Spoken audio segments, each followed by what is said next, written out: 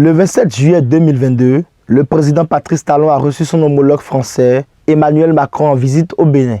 Répondant à la question d'un journaliste du journal Le Monde à propos des détenus et exilés politiques, lors de la conférence de presse donnée par les deux présidents, le président Patrice Talon va, après une longue litanie d'explications engluées de gêne et sans pour autant convaincre, répondre en ces termes. Au Bénin, il n'y a pas de détenus politiques. Personne n'est détenu au Bénin pour son opinion politique. Mais les gens sont détenus pour avoir agi, pour avoir commis des délits, des crimes dans le champ politique. Mais le Béninois lambda, qui a suivi le déroulement du film et des différents épisodes qui se sont enchaînés et ayant conduit plusieurs compatriotes béninois en exil et les plus téméraires qui sont restés en prison, se demande quelle est donc la définition d'un détenu politique ou encore celle d'un exilé politique. À cette question, c'est l'ancien maire de Cotonou, Liadi Soglo, qui nous donne quelques explications. Il n'y a pas pire sourd que celui qui ne veut point entendre. Je crois que le président Talon est dans le déni. Les juristes béninois, les experts régionaux, internationaux s'accordent pour reconnaître que depuis 2016, nous sommes dans un système qu'on peut qualifier d'autocratique. Et je pense que un président ne devrait pas parler ainsi, car si son prédécesseur s'était comporté avec lui comme il se comporte aujourd'hui avec les prisonniers politiques, il n'aurait pas pu recevoir Monsieur Emmanuel Macron, puisqu'il a été lui aussi, à un moment donné de sa vie, en exil. Si pour le président Patrice Talon, il n'y a pas de détenus politiques, ni d'exilés politiques, que sont donc Sébastien Adjavon, Léali Soglo, Valentin Djenotin, Komi Koutié, Joël Aïvo, Rekiat Madougou? Il nous donne la réponse dans son développement au cours de la conférence. Je conviens avec vous que c'est des gens qui ont agi dans le champ politique.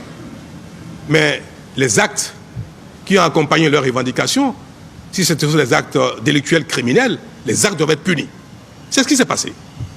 Mais malheureusement, chaque fois que la presse a l'occasion, mais pas la presse seule, la classe politique internationale, parfois ça nous revient dessus, mais quand est-ce que vous allez les libérer? Comme si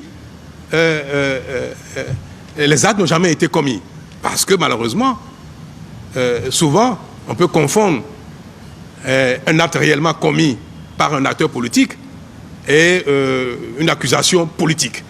Ce qui s'est passé au Bénin, ce ne sont pas des accusations politiques, c'est réel. Si ces personnalités politiques sont réellement des criminels pour ce qui concerne les exilés, pourquoi ne sont-elles pas arrêtées dans les pays d'accueil et renvoyées au Bénin, puisque des mandats d'arrêt internationaux peuvent être émis et le Bénin en a déjà fait usage pour ramener au pays certaines personnes accusées de crimes financiers? Dans le cas de la France et de bon nombre de pays de l'Union européenne, le Bénin n'est-il pas en accord d'extradition avec eux?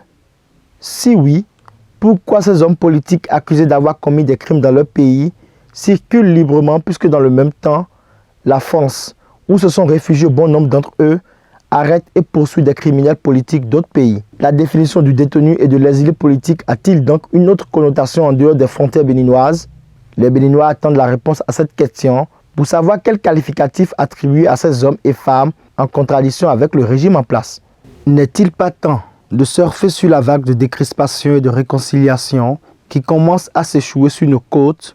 Ainsi, ensemble, on pourra véritablement affronter les vrais criminels qui tuent nos compatriotes dans le nord du pays et pour qui le président Patrice Talon a réclamé de manière légitime la levée du veto de la France sur l'achat des moyens logistiques pour équiper nos soldats face à cette menace grandissante.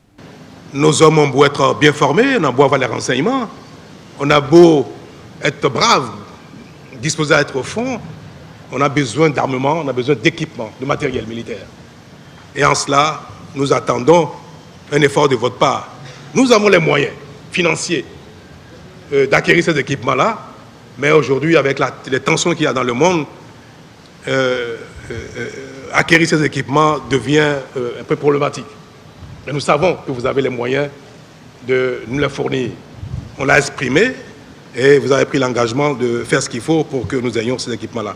Pour arriver à cette quiétude gage du développement, la réponse, comme tout le monde le sait, se trouve dans les mains du père de la nation, le président Patrice Talon. Et venant de lui qui a connu les effets de l'exil et autres, entre 2012 et 2015, cela surprend plus d'un. C'est inimaginable. Que serait-il devenu si l'ancien président Boni Yayi avait eu la main ferme comme aujourd'hui?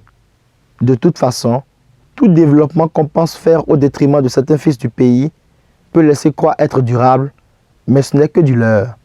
Le Bénin a aujourd'hui grand besoin de tous ses fils pour contribuer chacun à sa manière à sa révélation. Alors, attendons d'en décider pour qu'on tourne définitivement la page avec une loi d'amnistie.